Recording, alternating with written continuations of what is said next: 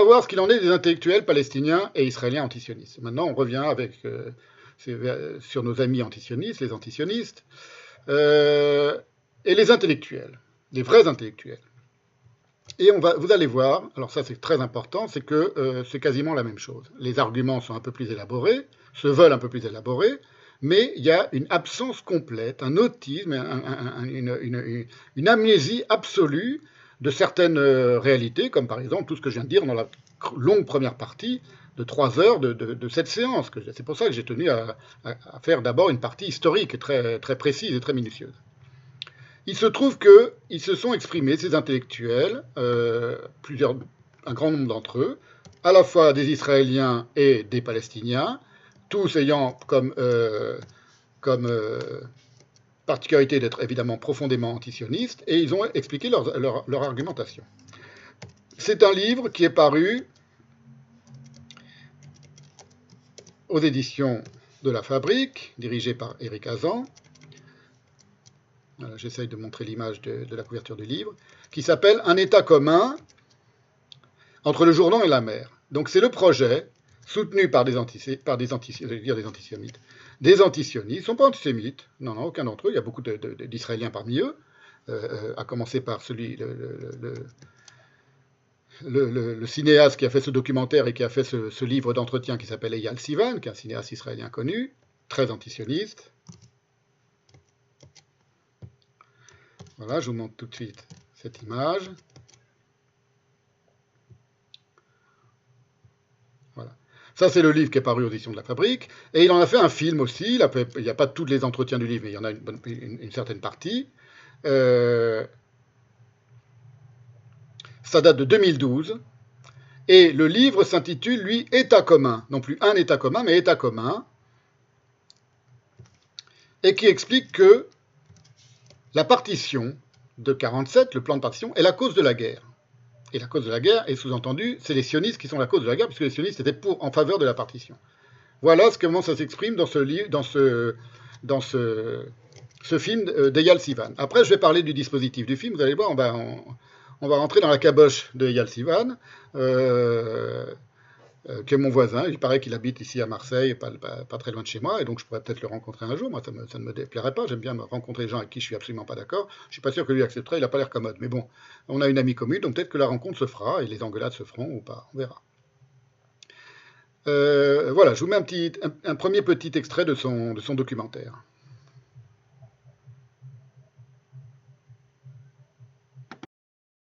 الإمكان تقسم أي بلد. كل أوروبا مقسمة إلى بلاد. التقسيم كفكرة مش بحد ذاتها هي سلبية. أفريقيا مقسمة. يعني أغلب العالم مقسم إلى دول قومية وكذا. الإشكالية مش بفكرة التقسيم. الإشكالية إنه التقسيم في 47 كان فرض على شعب. لم يؤخذ بعين الاعتبار قرار الأغلبية أو موقف الأغلبية الفلسطينية في مسألة قرار التقسيم. يعني قرار التقسيم جاء من دول أوروبية وخاصة إنجلترا، وهي تعتبر دولة ديمقراطية، ولكن لم تعالج هذه المسألة بمفاهيم ديمقراطية. لم يكن هناك استفسار أخذ بعين الاعتبار الرأي العام الفلسطيني. الأغلبية ضد التقسيم. بما أنه كانت الأغلبية ضد التقسيم وفرض هذا التقسيم أوجد الحرب، وبعدها كان لنا تقسيم 48، وبعدها التقسيم 67، وبعدها تقسيم في 2000 قسمت غزة عن الضفة، وبعدها الضفة قسمت إلى أقسام أخرى، والقدس الشرقية من خلال الجدار كان لها تقسيمات مختلفة. لا يوجد فرق بين تقسيم 47 وتقسيم اليوم حتى القدس الشرقية. اثنين فرضوا بالقوة. Voilà, ça c'est un premier, vous voyez, je vous montre ce film, je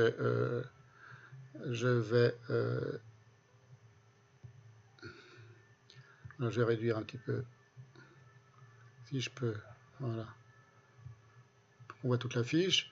Donc c'est un documentaire de Eyal Sivan qui est très intéressant en tant que dispositif, vous allez comprendre pourquoi. Là on voit que les arguments ne tiennent pas. Maintenant que vous avez un petit peu de connaissances historiques, que vous avez compris un petit peu l'état des choses, lorsqu'il dit que c'est la partition qui a créé la guerre, qu'elle a été imposée aux Palestiniens, que la majorité n'en voulait pas, c'est faux, la majorité probablement aurait préféré la paix à la guerre, elle a été imposée par Husseini et par son gang et par certains pays arabes. Donc, c'est pas qu'elle a créé la guerre, c'est que les Arabes ont déclenché la guerre, enfin les Palestiniens ont déclenché la guerre aux Juifs en refus du plan de partition. C'est pas exactement la même chose. Vous voyez, c'est pas la partition a eu lieu et les deux peuples se sont séparés alors qu'avant ils étaient pacifiquement réunis comme un seul homme et du coup ils sont mis à se faire la guerre parce qu'ils sont mis à se détester. Là, ça voudrait dire, la phrase aurait un sens, que la partition a créé la guerre. Mais qu'avant, il n'y avait pas de guerre. Il y a une guerre bien avant la partition, et la partition a été conçue pour imposer la paix. Bon, je l'ai assez expliqué. Donc ce sont des arguments, mais vous allez voir, c'est que des arguments comme ça. Là, c'est le cas d'un journaliste ou d'un intellectuel palestinien. Tous les arguments sont comme ça, de cliché en cliché, avec jamais aucune référence historique précise. On parle des Palestiniens, on parle des Israéliens, ou des Juifs, ou Israël, ou le plan de partage, ou ceci ou cela, ce sont des clichés, des étiquettes, des bocaux vides. On ne va pas voir ce qu'il y a à l'intérieur sous ces noms, sous ces étiquettes. C'est comme ça que fonctionne le discours antisioniste, toujours. Toujours. Je vous l'ai dit, il n'y a jamais aucune référence historique précise avec entre historiens, oui, dans les livres, oui, mais dans le discours antisioniste usuel, et surtout quand il s'exprime sous cette forme cinématographique, c'est pas n'importe quoi, elle est conçue comme étant une forme cinématographique, on va le voir à quel point. Vous voyez, ça s'appelle Conversation potentielle, vous allez comprendre pourquoi. Ce film de Eyal Sivan, entre des Palestiniens et des Israéliens, qui en réalité pensent tous la même chose, c'est-à-dire qu'il faudrait un État commun pour les Juifs et les Arabes.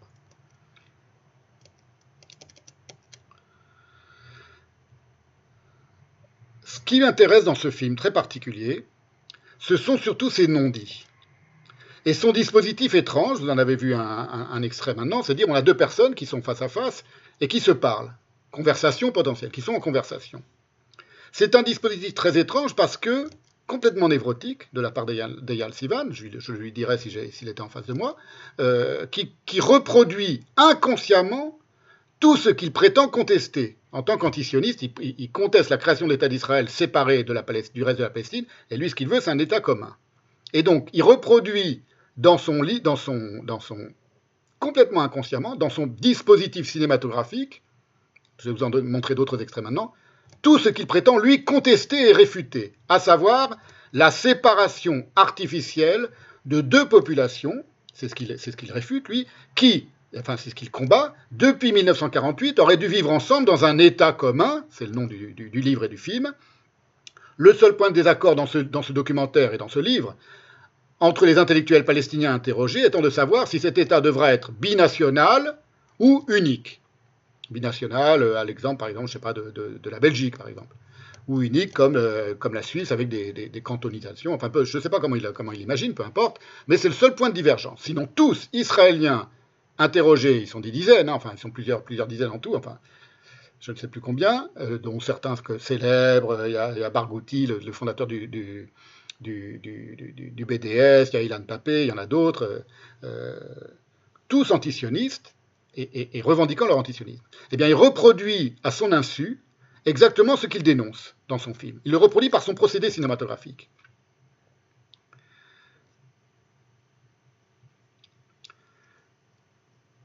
Donc, je disais que le seul point de désaccord entre ces intellectuels palestiniens étant de savoir si cet État devrait être binational ou unique. Selon des modalités idéales, prétendent plusieurs intervenants, ils disent notre modèle, c'est quoi? La merveilleuse vie judéo-arabe dans l'islam du Moyen-Âge. Il y a plusieurs juifs qui le disent, qui disent l'islam du Moyen-Âge, c'était fabuleux, les juifs et les musulmans vivaient ensemble. C'est faux, hein, dans le détail, c'est très contestable, c'est très compliqué, c'est la question de la dimitude. Bon, j'en ai suffisamment parlé. Si vous voulez savoir exactement ce qu'il en était, vous lisez ça, et vous lisez le seul livre de Bernard Lewis qui a jamais été traduit en arabe, qui s'appelle Juifs en terre d'islam. Vous voyez, hein, je suis en train de le terminer, sans parler de tous les autres livres de Bernard Lewis. Par exemple, plus Juifs en pays d'islam de Georges Bensoussan, plus le dhimmi de Batior, et tous les livres dont j'ai parlé dans la séance sur la dimitude, et vous voyez que c'est assez profondément faux. Mais peu importe, c'est leur rêve, c'est leur idéal, c'est un un État judéo-arabe sur le mode de la symbiose qui existait, de l'âge d'or qui existait entre les Juifs et les Arabes, soi-disant au Moyen-Âge médiéval. Alors il y a comme d'habitude, chez la plupart de ces intervenants, dans ce film, je parle vraiment du film de Eyal Sivan, et comme d'habitude chez les antisionistes en général, beaucoup d'approximations historiques qui, à force d'être ressassés, deviennent de véritables clichés inquestionnés. Et j'emploie le mot cliché à dessein parce que c'est dans un film. Et que c'est un cinéaste qui se réclame de la pensée cinématographique, si vous voulez. C'est le même cinéaste, Eyal Sivan, qui avait fait ce film très intéressant, antisioniste, mais antisioniste, plutôt critique sur le sionisme, qui s'appelait Route 181, dont j'ai déjà montré quelques extraits, je crois, la dernière fois, en tout cas dans les séances précédentes. Il y a également, logiquement, parce qu'il y a beaucoup d'approximations historiques, d'énormes omissions historiques qui, si elles étaient seulement évoquées ou interrogées, risqueraient de ruiner cette pyramide argumentative de clichés. Par exemple, voilà quelque chose qui n'est jamais évoqué ni dans ce livre, ni dans ce film, ni en général par les antisionistes, c'est le contexte de la guerre menée par le Fatah, par l'OLP, en Jordanie, contre les forces jordaniennes en 1970. Pourquoi l'OLP? C'est très important. Là, on bondit en 1970. 68, donc, Israël s'empare, conquiert la Cisjordanie, et les Palestiniens sont des Palestiniens qui ont combattu Israël pendant la guerre de 68 sont exilés et doivent s'enfuir en Jordanie. Ils sont accueillis par le royaume hachémite de Jordanie et, contrairement à tous les autres réfugiés palestiniens dans tous les autres pays arabes, on leur donne le passeport jordanien. Ils deviennent citoyens jordaniens. Et l'OLP s'installe, et l'OLP veut prendre le pouvoir contre le roi hachémite de Jordanie qui les avait accueillis. Et ça va très mal se passer pour l'OLP. C'est une guerre arabo-arabe, musulmano-musulmane, entre l'OLP et les soldats jordaniens. Donc, c'est la guerre, c'est ce qu'on appelle Septembre Noir. Pourquoi l'OLP, pris d'une ivresse de volonté de puissance, tenta-t-elle de renverser en septembre 70 le régime hachémite qui avait pourtant accueilli des milliers par milliers les réfugiés palestiniens dès 1949, augmentant sa population de 50%, et qui, de surcroît, seul parmi tous les pays arabes, leur avait offert la citoyenneté jordanienne. Oui, je me suis trompé, c'est l'OLP, c'est en Cisjordanie. La Cisjordanie était annexée par le royaume de Jordanie, et en 68, Israël récupère la Cisjordanie. Oui, c'est ce que j'ai expliqué. Et donc les combattants de l'OLP, les Fédaïnes, partent en Jordanie, et ils essayent de prendre le pouvoir à Hussein. C'est une question qui n'est jamais posée. Pourquoi font-ils ça? Là, c'est plus les sionistes. Qu'est-ce qui leur prend? Alors, la réponse, c'est parce qu'en réalité, il n'y avait aucune différence. Enfin, une des réponses qu'on peut donner. La Jordanie devient à 50%, la population double de 50% avec cet afflux de réfugiés palestiniens à partir de 1949. Donc c'est un État quasiment palestinien, par sa population. D'autant plus qu'entre les Jordaniens et les Palestiniens, il n'y a pas de grande différence. Il n'y a aucune différence autre que géographique et clanique, mais comme entre un habitant de Ramallah et de Naplouse, en Palestine. Ils n'appartiennent pas au même clan, ils n'appartiennent pas au même village, ils n'appartiennent pas à la même famille. Il y a autant de différences, il peut y avoir autant de différences entre eux, qui parlent la même langue, qui ont la même religion, et qui s'appellent palestiniens, qu'entre un habitant de Paris dans le 16e arrondissement et un habitant de Barbès dans le 18e. Vous voyez? Qui ont tous les deux le passeport français, qui parlent français, et qui peuvent même être deux chrétiens français, ou deux musulmans français, entre un diplomate qui habite dans le 16e d'Arabie Saoudite et un Algérien, ou un enfant d'Algérien qui habite à Barbès. Il faut comprendre ces choses-là. Quand on dit un Palestinien ou un Arabe, ça ne veut rien dire. Quel Palestinien, quel Arabe, quelle famille, quel clan, quelle origine sociale, culturelle, etc. Il n'y a donc aucune différence autre que géographique et clanique entre un Palestinien et un Jordanien. Et que les Palestiniens historiques, qui viennent de la Palestine mandataire et qui ont fui après la première guerre de 1948, sont majoritaires en Jordanie. Aujourd'hui, il y a 70% de la population jordanienne qui est d'origine palestinienne. Et que ce pays, dès lors, devrait être considéré comme une majeure partie de leur patrie, puisqu'il y a 70% de cette population qui est dans ce pays artificiel qui s'appelle la Jordanie, qui était autrefois la Palestine, l'Est de la Palestine. Alors qu'il n'est jamais pris en compte dans les revendications antisionistes d'un État commun. Là, je reviens sur le film de Eyal Simon, jamais ils en parlent. Un État commun, ok, mais alors dans ce cas-là, on dit aux Jordaniens de venir faire communauté avec nous. Ça agrandit un petit peu le gâteau et ça permet d'un petit peu plus d'envisager ça donne un peu d'oxygène à cette idée d'un État commun où Juifs et Arabes vivraient en bonne harmonie. S'il y a un plus grand territoire, c'est plus facile que si c'est sur un territoire très exigu. Or, ils n'en parlent jamais.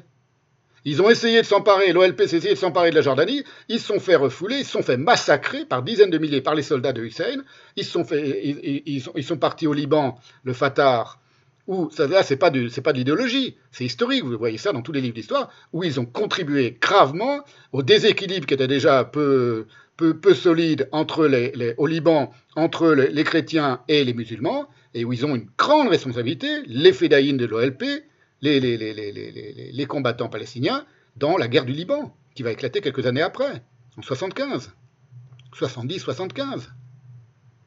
Les Israéliens n'y sont pour rien. Enfin, ils n'y sont pour rien. C'est pas eux qui ont forcé Arafat et l'OLP à aller faire la guerre au roi Hussein de Jordanie qui les avait accueillis et qui les a massacrés. Pourquoi cette question n'est jamais posée? Si vous parlez d'un État commun, vous les antisionistes, de quel État parle-t-on? Israël.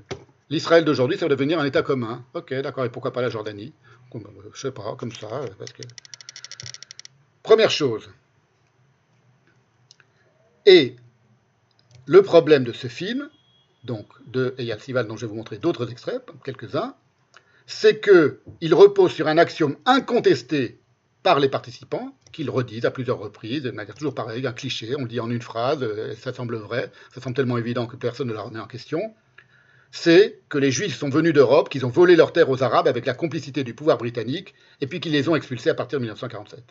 Toujours la même idée, le même poncif, les Juifs sont venus d'Europe, ont volé leurs terres aux Arabes, avec la complicité du pouvoir britannique. On vient de voir dans la première partie de cette séance à quel point les Britanniques et les Juifs étaient complices, c'est ironique. Puis ils les ont expulsés à partir de 1940. Ils n'ont pas expulsés, il y a eu une guerre. Je vais revenir sur la question du contexte de cette guerre. Ils n'ont pas expulsé une population pacifique qui n'avait rien demandé à personne. Le problème, ça c'est encore autre chose, je le souligne maintenant, parce que je ne sais pas si je vais le redire après, si j'ai prévu de le redire après, c'est que ces gens-là ne tiennent jamais compte de ce que sont les Palestiniens. Ni dans leur intimité, ni en tant que réalité humaine. Jamais. On parle des Palestiniens, mais ça aussi c'est un cliché pour les antisionistes. Quand on dit le mot palestinien, c'est un bocal vide. Exactement comme quand on dit le mot juif, ils n'y connaissent rien, y compris les Israéliens. Et quand on dit, ou alors ils ont un problème avec leur propre origine juive, leur propre judaïté, leur rapport à la Bible, leur rapport à la Torah, leur rapport à la yeshiva, etc. Et quand ils disent le mot arabe, le mot Europe, tous les mots, c'est toujours des clichés. Ce sont des bocaux vides, des bocaux de confiserie ou de pharmacopée complètement vides. Ça, c'est le premier problème. Le deuxième problème, c'est qu'il y a un symptôme quasiment névrotique dans ce film, je le redis, qui consiste à mettre en scène une série de dialogues factices. Parce qu'en réalité, tout est factice. Précurseur de ce que pourrait être la vie en commun dans le futur idylle État judéo-arabe. C'est-à-dire, il met un dialogue, il appelle ça une conversation potentielle, et pour lui, c'est comme ça que vont dialoguer, vont converser les Palestiniens et les Juifs dans le futur État commun dont rêve Eyal Sivan. Or, cette mise en commun, ce dialogue organisé dans son film, il est irréel. Il n'a jamais existé. Parce que ce sont des intervenants qui sont séparés en réalité dans le temps et dans l'espace. Ils ne sont pas réunis dans la même pièce. Il a d'abord demandé un par un. Il a filmé un Palestinien, et puis un autre Palestinien, puis un autre Palestinien. On voit que ce sont dans des endroits ou dans des pièces différentes, dans les lieux différents. Un Israélien, un Israélien. Et après, il a fait un montage où il les a mis l'un face à face avec l'autre. Ils ne se sont jamais rencontrés en réalité. C'est fou, ça dit tout sur le délire de ces antisionistes-là. Et on les voit, et parfois il y en a un qui parle, et l'autre il opine du menton, et oui, je te comprends, tout est factice. Comme toujours, évidemment, dans le cinéma. Tout est inventé, tout est factice. Il n'y a jamais eu de réunion entre eux. En tout cas, s'il l'a fait, il ne l'a pas filmé, il ne l'a pas mis dans son film. S'ils sont tous un jour réunis, après ils ont fait un grand cocktail, et on fait notre film État commun, et on discute, et on s'engueule, et on s'aime, et on parle en arabe, en hébreu, et patati patata. Ça aurait été magnifique de filmer ça, non?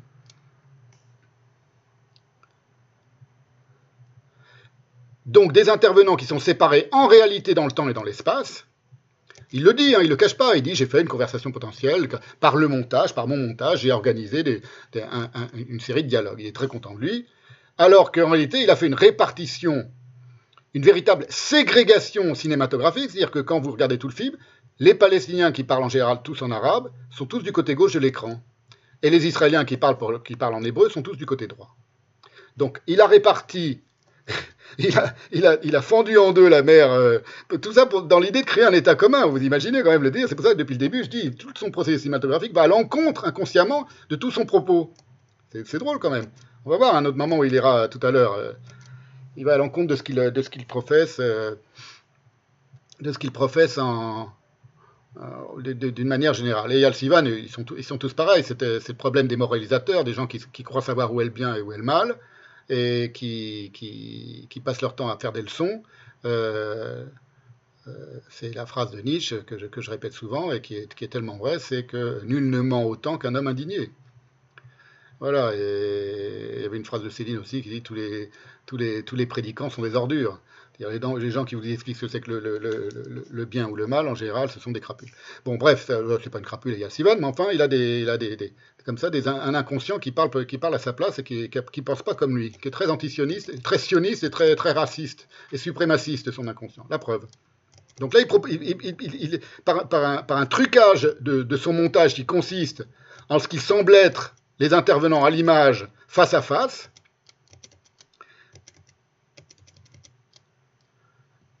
et s'écouter calmement, opiner du menton, se répondre successivement les uns aux autres, en exposant leur unique point de vue, unique parce qu'ils pensent tous la même chose, ils sont tous d'accord, c'est pas une véritable conversation, on récite un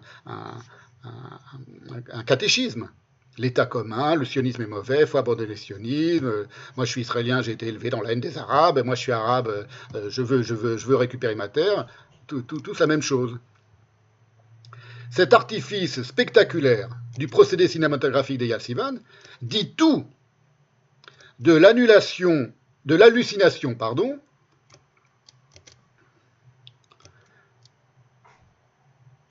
d'une entente entre deux peuples, qui seraient les Juifs d'Israël et les musulmans de Palestine, qui en réalité, quelles qu'en soient les causes réelles, parce que chacun fonde son animosité sur son interprétation propre du conflit, se détestent et se méprisent assez majoritairement. En 2011, quand il a fait c'était déjà le cas en 2011, quand il a fait le film, mais quand il y a eu l'enregistrement, en 2023, c'est encore bien pire. Hein, j'en ai montré quelques petites vidéos. Beaucoup de Palestiniens et beaucoup d'Israéliens se détestent cordialement aujourd'hui. Ils ne peuvent pas s'entendre, ils ne peuvent pas se voir. D'ailleurs, il y a un type dans le documentaire de Sivan qui dit on ne veut plus voir vos gueules, séparons-nous, patati patata, on ne veut plus de vous, on veut plus vous voir. Dit le Palestinien, citant Mahmoud Darwish, ou l'Israélien même, je crois. C'est un Israélien qui cite Mahmoud Darwish et qui dit, pour l'arabe, il dit les Israéliens, on ne veut plus vous voir, séparons-nous, on ne veut plus vous voir. On ne vous supporte plus, vous nous avez trop opprimés. En l'occurrence, donc, les Israéliens interrogés sont tous en faveur, c'est pour ça que je dis que c'est une fausse conversation, ils sont tous d'accord. Enfin, c'est pas une polémique en tout cas. Interrogés sont tous en faveur d'un État commun, et personne ne va plus loin en se demandant s'il serait sociologiquement, économiquement et même psychologiquement viable. Il n'y a aucune description de ce que ce serait la vie dans cet État commun. Comment on va l'organiser déjà, comment on passe de l'Israël à l'État commun. Que devient ça, que devient la loi du retour juif et tout ça. Alors, ils n'en parlent pas, si vous voulez, ils ne réfléchissent pas, ils ne méditent pas la question. C'est des vrais staliniens en réalité. Ils ont tous un procédé, tous les antisionistes ont un mode de fonctionnement argumentatif qui est typiquement stalinien. Et tous ont donc cet État commun, ce serait quoi? Comment ils vivraient? Ils disent oui, l'idéal c'est la société judéo-arabe du Moyen-Âge, comme si c'était l'idéal d'une société, alors que d'une société où vivaient ensemble juifs et arabes, c'était loin d'être l'idéal. Peu importe, je ne reviens pas là-dessus. Ils ne se demandent pas comment psychologiquement ce serait viable. Les gens qui se détestent et qui se font la guerre depuis 3 ou 4 générations, on va les réunir, ça va être merveilleux. Du jour au lendemain, ils vont devenir amis, il n'y aura pas de guerre civile, il n'y aura rien du tout.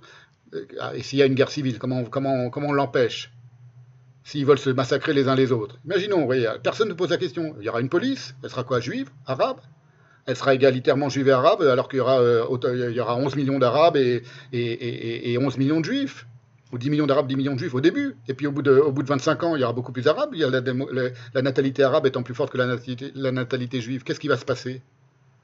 Il ne se pose jamais ce genre de questions. Des questions concrètes, des questions pratiques. Et tous, du côté israélien, ont un discours a priori culpabiliser. C'est une blague juive, ce film, parce que ça donne à ces soi-disant nouveaux juifs sûrs d'eux-mêmes et dominateurs, comme disait De Gaulle, l'allure caricaturale de juifs diasporiques. Vous allez voir, je vais vous en montrer j'analyse le film avant de vous en montrer de nouveaux extraits. Tous battent leur coulpe. Nous, les Israéliens, on est coupables, on est les bourreaux, on est les nouveaux bourreaux de vous, les Palestiniens.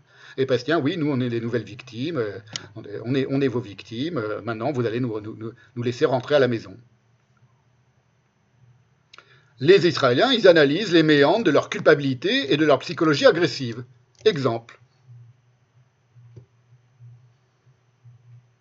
Vous voyez, donc là, je vais lancer la vidéo. Vous voyez que le dispositif dont je vous parle, le Palestinien est à gauche, l'Israélien, c'est Warshawski, c'est un antisioniste, un Israélien de gauche antisioniste très connu, enfin assez connu, qui va s'exprimer en hébreu. Il est à droite, ils ne sont pas du tout en face à face. Dans la réalité, ils n'ont jamais été réunis, c'est pas la même pièce, c'est pas le même mur, des fois ça doit. Et vous allez voir qu'on a l'impression que le film est fait pour qu'on ait l'impression que l'un écoute l'autre et opine du menton en comprenant ce qu'il est en train de lui dire, alors qu'ils n'ont jamais été réunis.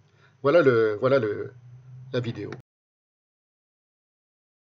אני חושב שחברה הישראלית תמשיך להיות חברה מטורפת, חברה חולנית, חברה סקיזופרנית, חברה שלא תסתדר עם העולם שסובב אותנו והעולם בכלל ועם עצמה. כל עוד היא לא תשתחרר מהשדים של 48. השדים זה מה שעושה אותנו משוגעים. לא עניין של הגבולות, לא הקסאמים, לא חיזבאללה, אני לא יודע. אלה הם דברים פתירים במחאות בקלות, בהסדרים פוליטיים. משהו הרבה יותר עמוק בחולי ובתוקפנות הישראלית, בתוקפנות המתמדת, הוא השדים של 48. זה עניין של בריאות הציבור פה, השיבה. ועל בריאות הציבור ועל התת מודע שאוכל אותם, שהוא תמידי, הוא התת שיח האמיתי. אין דילים. ברגע שהם לא יהיו אלה שיכולים לחזור מתי שהם רוצים, הם ימשיכו לאכול אותנו מבפנים.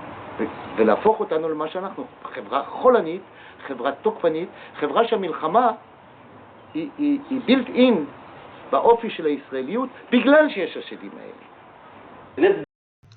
Alors c'est intéressant, tout n'est pas faux dans ce qu'il dit. Il y a des choses qui sont assez profondes, assez vraies. Le type c'est un Israélien, il connaît bien la mentalité israélienne, il connaît bien les névroses aussi des Israéliens. Mais vous voyez le dispositif, on voit les autres en train de l'écouter, tout est factice. D'une part, tous les Israéliens, dans ce film, c'est en ça que c'est caricatural, fonctionnent de la même manière. Ils battent leur coupe et ils analysent leur psychologie agressive d'Israéliens. Nous les Israéliens, on est agressifs pour telle ou telle raison, etc. Jamais personne ne remet en cause ou ne pose simplement dans ce documentaire la question des torts éventuels des musulmans, des arabes ou des palestiniens dans ce conflit. C'est pas du tout égalitaire. Les palestiniens battent pas leur couple. Ils disent pas on n'aurait pas dû faire du terrorisme. Jamais. Ce sont de pures victimes. Ils se présentent comme de pures victimes, innocentes, de tout. En un siècle de conflit, ils sont responsables de rien. Ils sont les pures victimes des sionistes. Ils sont présentés abruptement comme des opprimés comparables aux Noirs d'Afrique du Sud. Évidemment, la référence avec l'apartheid en Afrique du Sud revient en permanence. Et corrélativement, l'invention d'Israël comme État juif est présentée comme une profonde injustice colonialiste. Et dans la foulée, le régime israélien qualifié d'antidémocratique, de raciste et d'apartheid. Sans jamais que personne ne vienne dire pourquoi tu dis ça. Alors, il y a un moment, il y a une Israélienne qui dit moi je dirais pas que c'est de l'apartheid, c'est pas véritablement l'apartheid. Et puis il passe à autre chose. Il répond à personne, puisqu'ils sont chacun isolés dans leur monologue, qui est présenté comme des conversations potentielles. C'est un truc un peu délirant quand même. Hein. Il n'y a pas de véritable discussion sur la définition précise de l'apartheid. L'apartheid, je ne vais pas en parler aujourd'hui, j'espère que j'aurai le temps d'en parler à propos de la Cisjordanie, pour vous montrer qu'il n'y a pas d'apartheid ni en Israël ni en Cisjordanie. Le mot apartheid ne correspond pas, parce que les Juifs n'étant ni une race ni une ethnie, alors que le sionisme est dénoncé dans le film et dans le livre comme une idéologie ethnique en permanence, ça revient en permanence. Vous l'entendez en hébreu, vous l'entendez en arabe, le mot idéologie ethnique. C'est faux. C'est absolument faux. Jamais le sionisme n'a défini le peuple juif comme un peuple ethnique. Et jamais Israël ne s'est conçu comme une nation ethnique. Il y a peut-être des malades qui le disent, mais c'est faux. Il y a toujours des connards qui disent des conneries. Vous comprenez? Mais le principe même et l'histoire d'Israël, c'est pas l'histoire. Alors il y a de la xénophobie, évidemment, en Israël. Il y a de la xénophobie, les Juifs du Maroc ont été mal reçus, les Juifs du Yémen ont été mal reçus, enfin mal reçus, maltraités, les Juifs d'Éthiopie sont maltraités, mais c'est pas une définition ethnique de l'État. Ça n'a rien à voir. Il n'y a pas non plus de définition ethnique de la France. La France, nulle part dans la Constitution, on parle de l'ethnie française. Et pourtant, il y a des ethnies différentes, et il y a du racisme aussi, il y a de la xénophobie en France. Ce sont deux choses très différentes. Il faut comprendre ces choses-là, il ne faut pas dire n'importe quoi. On peut critiquer autant qu'on veut, et on a raison de critiquer Israël, qui a beaucoup de défauts, mais il ne faut pas employer des termes ou des appellations qui sont fausses. Parce que toute la critique s'écroule. Le peuple juif, ce n'est pas une ethnie, ce n'est pas une race, ce n'est pas une ethnie. Est-ce que c'est un peuple? C'est même pas sûr. C'est un peuple paradoxal, comme je l'ai défini. Et pour moi, la meilleure définition de qu'est-ce que c'est qu'être juif, c'est de se poser la question. Et la meilleure preuve qu'Israël n'est pas un pays ethnique, c'est qu'on l'a fait, c'est le seul et unique pays, la majorité blanche, entre guillemets, occidentalisée, en tout cas blanche, comme les appellent les indigènes de la République, au monde, qui a fait venir et qui a fait immigrer, parce qu'ils se considéraient comme étant leurs co-citoyens de droit, des Noirs d'Afrique, qui s'appellent les Juifs d'Éthiopie. Ça ne s'est jamais vu ailleurs au monde. Ou un pays avec une majorité blanche va chercher une population noire d'Afrique et leur dit « Revenez à la maison. Vous faites partie de notre maison, de notre nation. » Voilà, si ça existait où que ce soit ailleurs, qu'on me le dise. Jamais. Ça, c'est tout à la gloire d'Israël. Ça, ce qui s'est passé, ça fait partie des quelques gloires d'Israël. Il y en a beaucoup. Il y en a beaucoup. Il y a des crimes, il y a des crimes de guerre, il y a beaucoup de choses qui sont injustes. La domination en Cisjordanie, elle est profondément injuste. Mais il y a des choses qui sont très belles et très nobles, même si après il y a eu de la xénophobie et qu'ils ont été mal reçus et qu'aujourd'hui ils se plaignent d'être des sous-citoyens d'Israël, etc. Comme aujourd'hui les Arabes de France, les Noirs de France peuvent se plaindre avec raison d'être pas des sous-citoyens, mais de subir la xénophobie, d'avoir du mal à trouver du travail, d'avoir du mal à trouver un appartement. Tout cela est vrai. Et bien en Israël, une belle chose, ça a été d'aller chercher les Juifs d'Éthiopie qui rêvaient de venir en Israël. On ne leur a pas mis dans la tête que c'était mal de vivre en Éthiopie. Ils étaient très mal vus par le reste de la population d'Éthiopie. Je ne reviens pas sur les Juifs d'Éthiopie, ça fait partie des très belles choses. C'est comme l'invention des kibbutz. Les kibbutznikim, ça fait partie des très grandes choses d'Israël. C'est comme la piété des Juifs chassidim et des Juifs orthodoxes d'Israël, les plus pieux, ceux qui ne font pas de politique. Parce que l'immense majorité des Juifs orthodoxes ne font pas tellement de politique. Non, je dis ça, c'est pas vrai, parce que faudrait voir. En tout cas, certains Juifs ne se mêlent pas de politique. Parmi les très religieux, et ça fait partie de la grandeur aussi d'Israël. C'est-à-dire des types qui sont purement, intégralement dans le spirituel. Dans leur relation spirituelle quotidienne avec cette terre sur laquelle ils habitent. La terre promise, comme on dit. Alors, à de rares moments, je l'ai dit, lorsque un Israélien annonce qu'il ne s'agit pas réellement, selon lui, et il dit toujours selon moi, il est même pas sûr d'être d'accord avec lui-même, d'un apartheid au sens propre, il ne le dit pas pourquoi. Ou lorsqu'une Israélienne un peu âgée, je ne vais pas vous mettre c'est un film qui fait 2 heures quand même, hein, donc il y a beaucoup de choses, je ne vais pas vous mettre l'extrait. Lorsqu'une Israélienne un peu âgée parle de la coexistence pacifique, mais sans amour, entre les Arabes et les Juifs avant 68. C'est-à-dire elle explique qu'elle est d'avant 68, elle est un peu âgée, et qu'elle a connu la relation avec les Arabes palestiniens, c'était nos voisins, on échangeait et tout ça. Elle dit, mais on ne s'aimait pas. Eux, c'était les Arabes, nous, on était des Juifs, on ne s'aimait pas, on ne peut pas parler d'amour. Elle dit, mais de toute façon, moi, je ne crois pas dans l'amour, ça finit par des pleurs. Donc, il ne faut pas qu'il y ait de l'amour entre les gens. C'est comme si on disait, est-ce que j'ai de l'amour avec mon voisin de palier? Non, je m'en fous, lui, c'est lui, moi, c'est moi, je n'ai pas besoin d'être amoureux ou d'aimer même mon voisin de palier. Vous voyez, donc c'est comme ça, ça fait partie des choses intéressantes qui sont dites dans ce documentaire. Même chez les Palestiniens, il y a des choses qui ne sont pas inintéressantes. Là, ce que je suis en train d'analyser, c'est le dispositif de ce film bizarre, d'une part, et l'inconscient de ce film. Donc l'inconscient d'Eyal Siban, parce que c'est lui qui l'a fait. Voilà, maintenant, autre extrait de la même vidéo, sur l'agressivité à l'égard de ce qu'ils appellent la pensée sioniste. Et la pensée sioniste, qu'eux appellent la pensée sioniste dans ce documentaire, c'est toujours la même chose. C'est-à-dire c'est l'idée qu'eux se font de ce que c'est que le sionisme. La pensée sioniste, il n'y en a pas qu'une, elle est complexe, elle est multiple, elle a une généalogie, elle a une histoire, j'en parle depuis le début de ce séminaire, donc vous le savez. Voilà comment ces gens-là résument la chose. الطريقة الوحيدة أنك أنت كإسرائيلي بدك تشتغل على الدولة الواحدة، أول حاجة بدك تبلش تشتغل فيها أنك تفكك فكرة الأيديولوجية الصهيونية، لأنه استمرار الأيديولوجية الصهيونية في فلسطين التاريخية هو استمرار فكرة اليهودي يعتقد أنه الأرض ملكه. فهيك أنت بدك تبلش أنك تفكك الفكر الصهيوني في المجتمع اليهودي في فلسطين عشان يبلشوا يتفهموا قضية إن هم إذا بينتموا للوطن ولا بيملكوا الوطن، بينتموا للأرض ولا بيملكوا الأرض، ويبلشوا يفكروا إيش التزاماتهم وملتزماتهم وإيش هم حقوقهم في فلسطين بشكل عقلاني وواقعي، مش بشكل استخدام عامل القوة والفكر الاستعماري. ההשתייכות אל הארץ היא בעיניי Voilà, toujours pareil, c'est un dialogue factice. Donc le type, quand il dit en tant qu'Israélien, tu dois réfléchir à ça, je pense qu'il parle à Eyal Sivan. Je pense que le seul interlocuteur qu'ils ont eu en face d'eux, c'est Eyal Sivan à chaque fois. Voilà. Tous les autres qui sont à... C'est un véritable apartheid cinématographique. Pourquoi il a mis tous les Palestiniens à gauche et tous les Israéliens à droite? Il aurait pu mélanger, vous voyez, avec le montage, il fait ce qu'il veut. Et l'argumentation de ce type, qui est un journaliste ou un écrivain, ou je ne sais pas quoi, palestinien, un intellectuel palestinien en tout cas, est complètement fallacieux. Pourquoi? Parce que la pensée sioniste, je vous l'ai dit, ça n'existe pas, il n'y a pas une pensée sioniste, et le rapport entre Sion et cette terre géographique, il n'est pas sioniste, il est juif, il est judaïque, il est biblique, c'est dans la Bible, le mot Sion, ça vient de la Bible.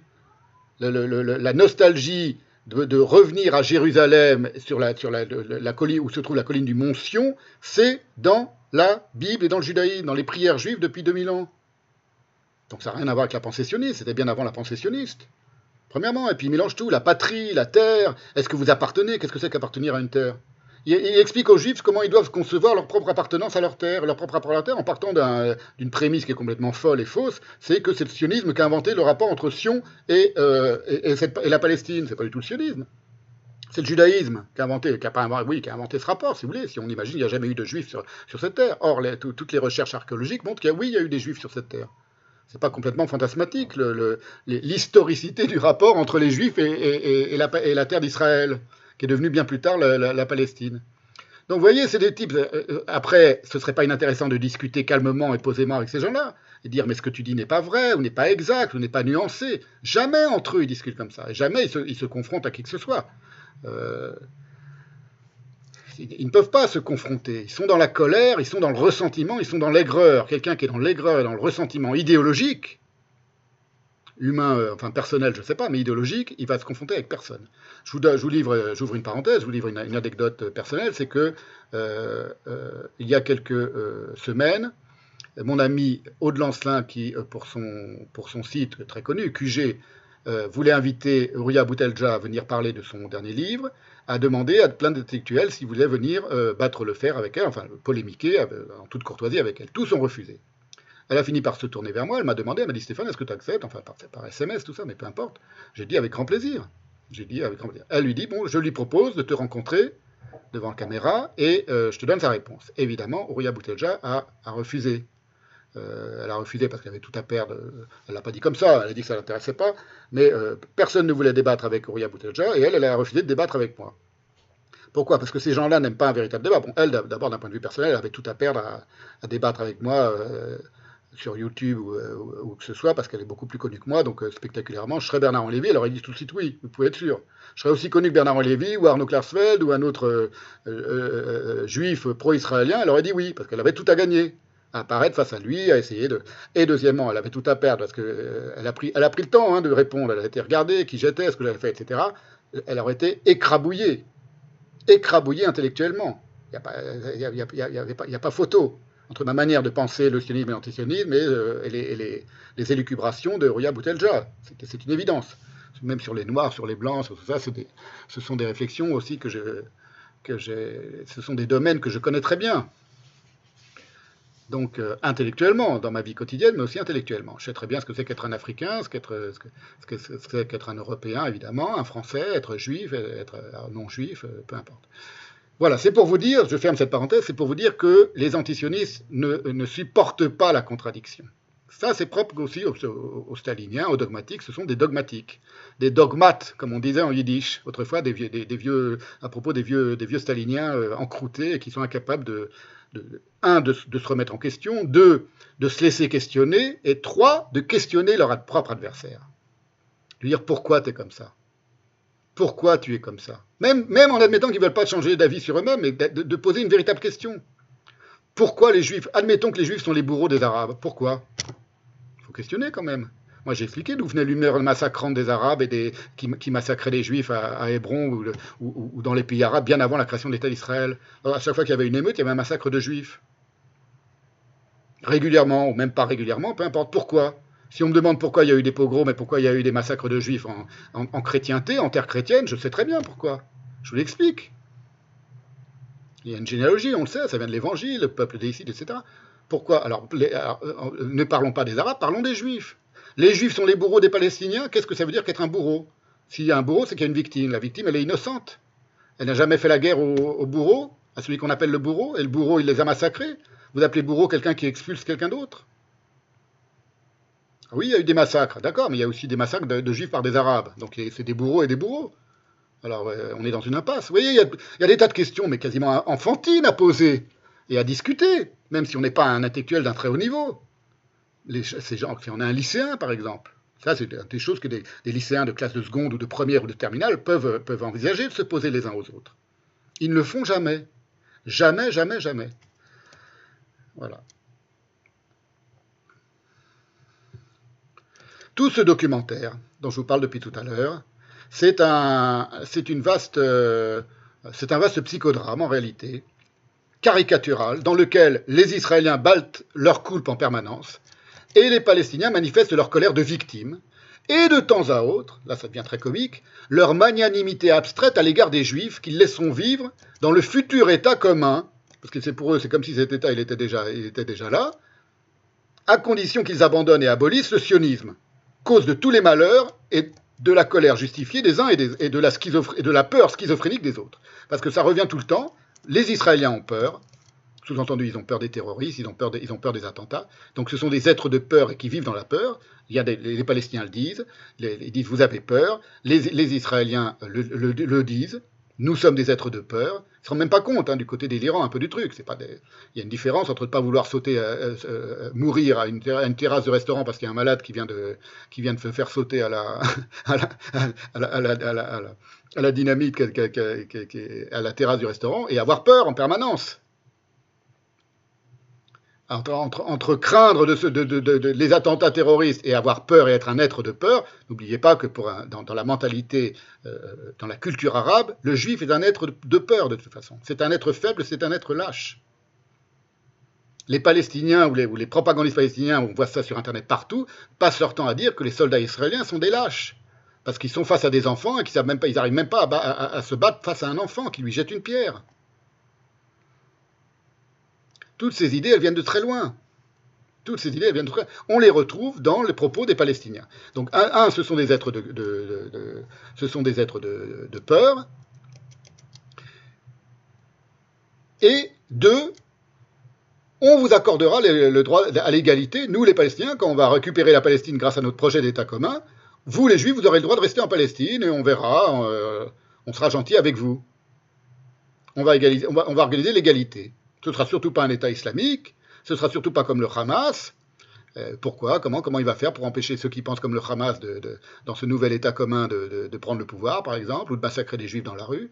Il ne le dit jamais, donc c'est complètement irréaliste, même sociologiquement, même en théorie, ça tient pas tient pas tellement debout, et d'un point de vue de l'organisation concrète du truc, ça tient absolument pas debout. Ils sont toujours pas capables d'imaginer un État, pas plus que ne l'étaient leurs ancêtres, les leaders palestiniens, les dirigeants palestiniens, pendant tout le 19e siècle, pendant tout le début du 20e siècle, d'imaginer, comme les Juifs ont fait avec le Yishuv, un véritable État, avec des structures administratives, des écoles, des hôpitaux, des trucs. On prépare les choses quand on veut un État. Comment on va faire?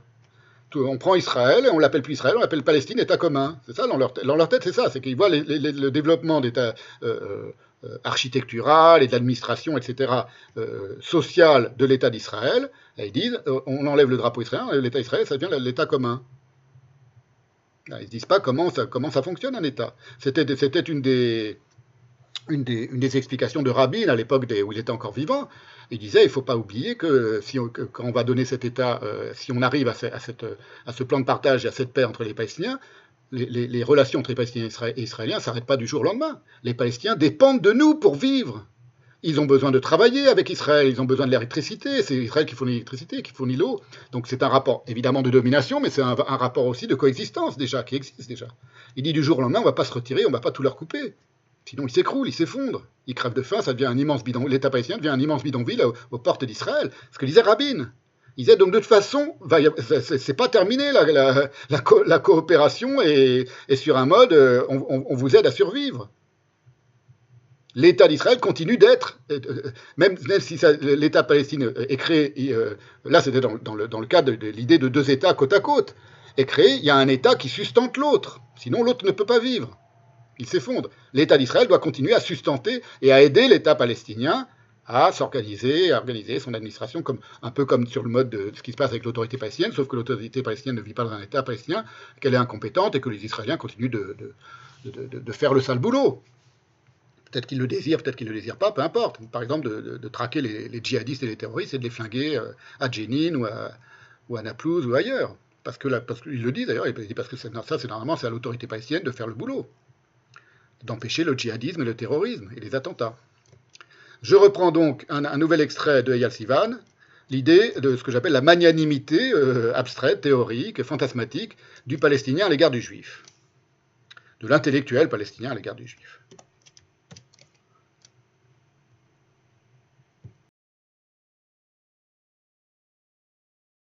أنا عمري 36 سنة، ولدت في قرية الجيش. اليهودي اللي ولد في تل أبيب قبل 36 سنة له نفس الحق الأخلاقي في الأرض زيي. أنا مقتنع فيها. الفلسطيني اللي مش عاجبه هاي القناعة مشكلته. يعني زدتهم على البحر، فشلهم وجود، نعطيهم بريفليج، امتيازات كلاجئين. ممكن لجده اليهودي اللي اجى في السفينة هربوا الاستعمار البريطاني وأخذ أرضي وقعد عليها، مشكلتي معه أكبر. بس الحفيد اللي خلق زيي هون، إذا أنا بدي أكون مثابر كونسيستنت يعني كفلسطيني اللي عنده قضية أخلاقية، ما بقدرش أتعامل بمعيار مختلف معه. لازم يكون نزاهة انتجريتي. ومن هذا المنطلق أنا بدي أبني الكيان المشترك. بمعنى إنه أنا أعطي اليهودي بريفيليج الاعتراف الأخلاقي بوجوده. هذا أكبر امتياز اليوم ممكن تعطيه لليهود في إسرائيل. Oui, bon, je ne peux pas m'arrêter sur chaque mot de chaque argumentation, ça confine un peu au délire quand même. Les mecs se mettent à parler de l'idée d'un État commun, et le mec, immédiatement, il explique qu'il accorde un privilège moral aux juifs israéliens qu'il a le droit de rester dans ce pays. Son grand-père, il lui en veut, il n'avait pas à venir, mais lui, il est né à Tel Aviv, donc je laisse exister. Autrement dit, je ne le massacre pas ou je ne l'expulse pas dans mon nouvel État commun. C'est gentil. C'est appréciable, vous voyez, mais comment vous pouvez discuter concrètement avec des gens qui sont dans des rêveries fantasmatiques comme ça. Les mecs, ils sont en Israël, enfin, je ne sais pas s'il est en Israël, lui, il réfléchit à propos du conflit israélo-palestinien, et l'État d'Israël, c'est un État souverain où il y a des millions d'Israéliens qui n'ont pas envie qu'on leur dise « je vous laisse habiter gentiment dans mon État ». Dans l'État commun que je vais faire pour vous et moi. C'est pas comme ça qu'on présente un État commun. C'est jamais comme ça. Les sionistes l'ont dit, vous aurez le droit, le privilège moral. Vous êtes des Arabes, vous nous avez persécutés pendant des milliers d'années. Mahomet, votre prophète, nous a massacrés, mais on est gentil, on vous accorde le pardon et vous aurez le droit de vivre gentiment à côté de nous dans l'État d'Israël. Jamais les sionistes se sont exprimés comme ça. Et de nouveau, jamais aucun retour sur soi. Jamais aucune introspection de ce que c'est que la mentalité palestinienne, de ce que c'est que l'histoire palestinienne, tout sous forme de clichés. Bon, je vous l'ai dit, je redis à chaque fois, parce que moi-même, ça me réétonne à chaque fois à quel point ces gens sont pour le mieux, d'une naïveté considérable. Entre la rage sourde, toujours ce même film. À chaque fois, je ne reviens pas, à chaque fois quand vous voyez un type qui opine comme s'il comprenait ce que l'autre est en train de lui dire, ils ne sont pas du tout dans la même temporalité, ni dans le même espace, donc tout est truqué. Entre la rage sourde des uns, on sent une colère chez tous ces Palestiniens qui s'expriment, une colère sourde, et le complexe de culpabilité exacerbé des autres, les rares parties apaisées du documentaire sont d'une puérilité caricaturale. On a l'impression d'entendre des enfants de 8 ans plaider pour la paix dans le monde et rêver que tous les humains se comportent comme des frères, quelle que soit la couleur de leur peau et leur religion. Dans le meilleur des cas, quand ils sont le plus apaisés, que ce soit les Palestiniens ou les Israéliens, c'est des discours de débiles mentaux. C'est des discours de débiles mentaux. D'un point de vue de quelqu'un qui sait ce que c'est que le cœur humain et l'âme humaine. et puis qui connaît maintenant l'histoire d'un siècle de conflit entre les Juifs et les Palestiniens et les Arabes sur cette terre. Donc enfin, il faut s'imaginer ça. Qu'est-ce qui va se passer si on les met ensemble dans un seul État commun? On sera tous frères, tout ira bien. Démonstration. يأتي من الخارج يأتي ليأخذ الأرض، يقول هذه الأرض إلي، واللي على الأرض بقول له أنا جزء منها، كيف بدك تأخذها وأنا جزء منها؟ هذا لذلك هي تنبع كمان، هذا ينبع من الداينامكس بين الكولونيالي الآتي من الخارج ليسرق الأرض ليأخذها وبين صاحب الأرض. هلا كيف يصبح؟ أنا بقول لك كيف ممكن يصبح. أن نخلص اليهودي الإسرائيلي من خوفه. اليهودي الإسرائيلي يتخلص من خوفه عندما يتخلص من الصهيونية. عندما يأتي الفلسطيني يقول له تخلص من الصهيونية ومقابل ذلك نحن نقبلك كالجزء، خليني أستعمل كلمة حتى يعني بعيد، كجزء طبيعي. أوكي، أنت أصبحت جزء من هذه الأرض، شو بدنا نعمل؟ Oui, c'est clair. Hein. Prenez le temps d'écouter ce qui se dit. Alors moi je vais vite, hein, je passe d'un extrait à l'autre, je ne peux pas tout décortiquer mot à mot, mais un côté vraiment profondément délirant dans ce film. Voilà, il est tout le temps question, je vous le redis, des Israéliens, des Palestiniens, ce sont des entités abstraites, aussi bien les uns que les autres. Là, quand il raconte comment le Palestinien s'est vu déposséder de sa terre en lui disant « Mais qu'est-ce que tu veux, ma terre ?» C'est pas comme ça que se sont passées les relations entre les Juifs et les musulmans pendant les 40 ans ou les 50 ans qui ont précédé, ou les 60 ans qui ont précédé la création de l'État d'Israël, entre 1880, les premiers sionistes, et 1947. Donc, vous voyez, on est dans une fantasmagorie complètement, quasiment disneyisée. C'est la version Disney de la Palestine et des Palestiniens. Voilà, on ne peut pas le dire autrement, c'est d'une telle puérilité, avec des étiquettes posées sur des bocals, clichés, donc toujours, là encore, dont aucune nuance, aucun détail, aucune intimité personnelle ne vient perturber le statut collectif, pour les Palestiniens, de victimes du sionisme. Alors, c'est exactement la même chose. Je vais en terminer avec cette histoire d'Eyal Sivan. Je pourrais vous montrer d'autres extraits, mais je vais avancer un peu. On n'est pas terminé. Ça va être encore une très longue séance.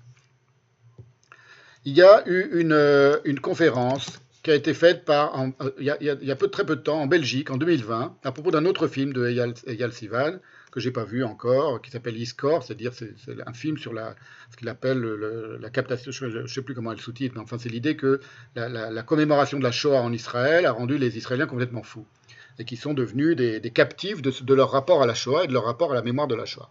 Bon, tout ça se discute. Mais il fait une conférence sur ce film avec Michel Kleifi, avec qui il avait fait, je crois, aussi, qui est un Palestinien, si j'ai bien compris. Je pense chrétien, un arabe chrétien, palestinien chrétien, qui s'appelle Michel, en Belgique en 2020. Et ils sont face à la salle, je vais vous montrer l'extrait, et il y a quelqu'un qui énerve à un moment Eyal Sivan, c'est pour montrer le côté névrotique de la chose, et comment, à son insu, l'inconscient d'un antisioniste peut être affreusement raciste, quasiment. C'est un peu comme dans le cas de Youssef Boussoumad, qui faisait une conférence sur l'antisionisme et sur le sionisme, et qui parle de vagues bédouins. Mais les Palestiniens, ce n'étaient pas des vagues bédouins dans le désert. Il a un ton un peu condescendant pour les bédouins, les merveilleux bédouins. Alors, là, c'est un peu pareil. Alors, il y a un type, un juif belge, qu'on l'entend parler dans la salle, qui pose une question à Eyal Sivan et qui critique un peu, qui dit oui, mais en Israël, il y a quand même beaucoup de choses qui relèvent de l'âme juive, et puis il commence à faire l'éloge du grand développement de la société israélienne. Tout ça. Ça agace prodigieusement Eyal Sivan, qui lui répond, et vous allez voir la réponse, j'en mets juste une partie, qui dit quelque chose qui est très profondément... comment dire, j'ose même pas dire ignoble ou abject, mais qui est d'une imbécilité, où il dit la négation de la Nakba par les Israéliens autorise les Palestiniens à nier la Shoah. Négation.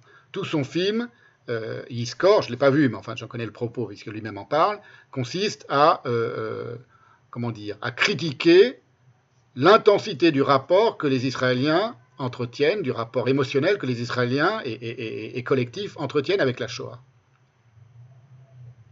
Et ensuite, il dit les Palestiniens ont le droit de nier la Shoah, Il le dit comme ça, puisque les Israéliens nient la Nakba.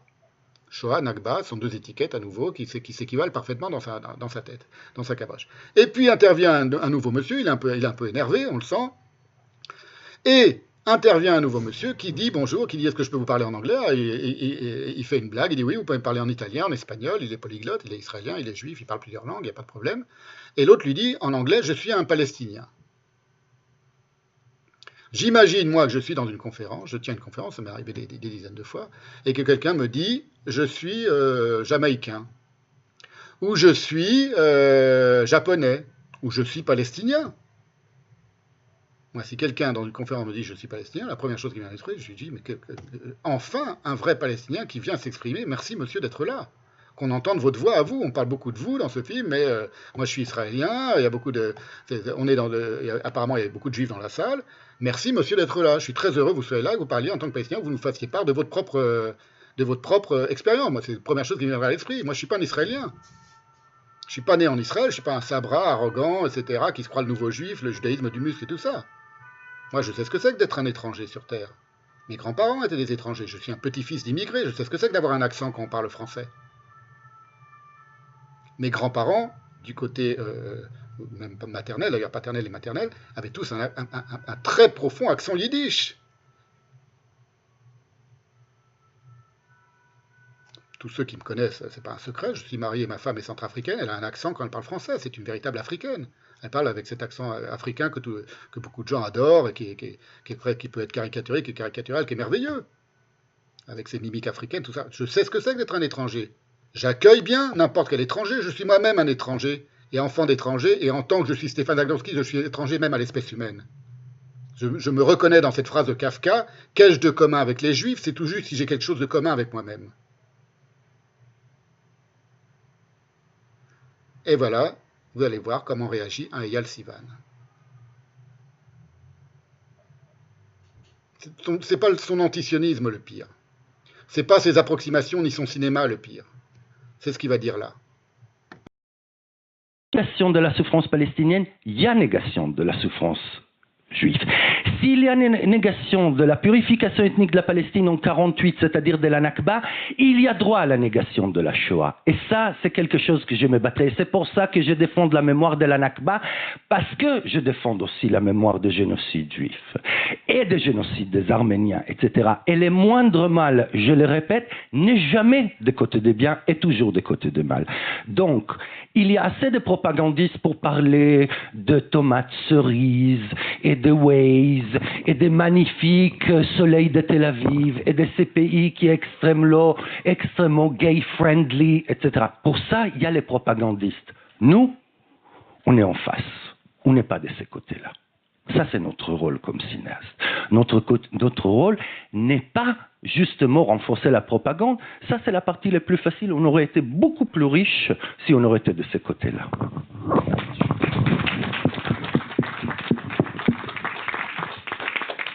Hello, sorry, can I ask my question in English? You can ask your question in Spanish or Italian even. If Yes, you want. first I start with like shalom and salam. It's like, I'm a Palestinian. I lived with Nobody is perfect. with the situation between Israel and Palestine, and it Voilà, petite blague de cinéaste. Il a dit à un autre moment dans la conférence qu'il ne comprenait pas pourquoi, par exemple, on qualifiait Godard d'antisémite. Il a un véritable Palestinien, il ne peut pas s'empêcher de faire la petite blague qui vient d'un film Some Like It Hot, que tout le monde connaît. C'est la phrase finale du film, c'est personne n'est parfait. Voilà la phrase qu'il fait, il a un petit sourire content, il vient de faire une blague, c'est une blague typique de colon, hein. C'est une blague de raciste. C'est une blague de gros porc blanc qui voit un type qui Qu'est-ce que ça signifie? C'est pas un raciste, c'est pas un colon, c'est un Israélien antisioniste. C'est que, je vous fais sa psychanalyse sauvage en 3 secondes, il en peut plus des Palestiniens.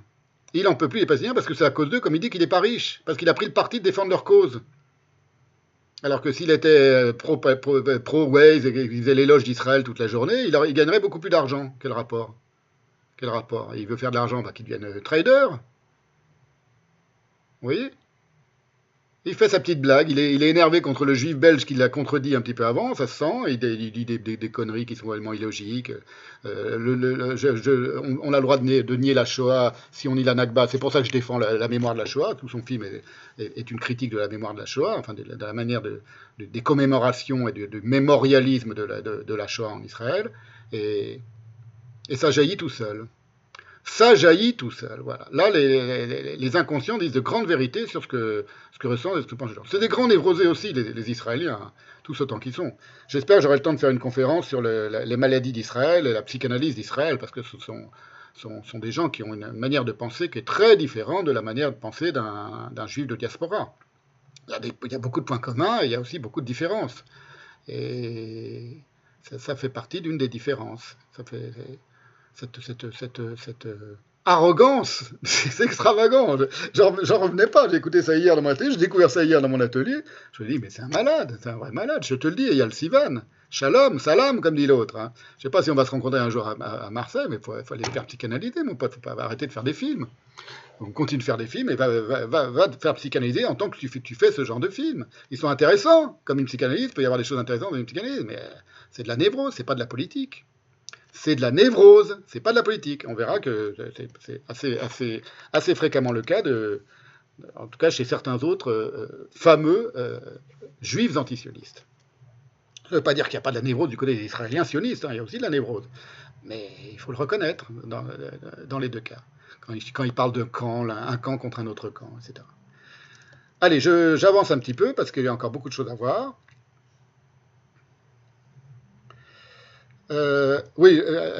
Dernier truc, je m'amuse un peu. Hein. Dernier truc sur le film de Eval Sivan, dernière petite remarque purement symbolique, disons. Je vous montre maintenant l'affiche du film, une des photos de l'affiche du film. Vous voyez, c'est donc un État commun. Il a mélangé les mots Palestine et Israël. Pour lui, c'est ça, cet État commun idéal. D'abord, oui, je voudrais ajouter, juste préciser quelque chose, c'est que le défaut majeur de ces diverses réflexions, qui sont toujours caricaturalement manichéennes, avec les méchants Israéliens et les gentils Palestiniens, hormis leur inconsistance de clichés sans nuance et leur profonde cécité envers les passions peu avouables qui trament le cœur des humains en général, la haine inculquée dès l'enfance, la jalousie, la rancœur, le ressentiment, le mépris, la bestialité, le nihilisme suicidaire, c'est une parfaite absence de considération, c'est ce que je disais depuis le début, de la dynamique du temps et de ses métamorphoses, que j'ai expliqué la dernière fois et tout à l'heure encore, et on va y revenir encore. Tout est figé dans leur discours, dans une image d'Épinal palestinienne, si vous voulez, d'Épinal Palestine, et malgré tous les éléments historiques et contemporains dont on dispose, nul ne veut aller voir, derrière le décor, ce qu'il y avait en Palestine avant le sionisme, c'est important, j'en ai beaucoup parlé, avant que les sionistes arrivent, c'était quoi la société et c'était quoi la Palestine, et ce qu'il y aurait éventuellement après son annihilation. Si le sionisme était annihilé, l'État d'Israël disparaissait, le drapeau, le nom, voir la population, qu'est-ce que ce serait que la Palestine ? Ce sont des objets de réflexion intéressants. Alors là, l'objet de réflexion, voilà, ce serait le nouvel État commun. C'est la photo de l'affiche, une des photos de l'affiche du film de Eyal Sivan, qui prétend mêler en un horrible mot imprononçable, on dirait le nom d'un meuble Ikea, tellement c'est laid, les deux noms, Palestine et Israël. Vous voyez, Palestine-Israël, en français, puisqu'il y a le tréma du E français. Donc il y a les deux mots réunis.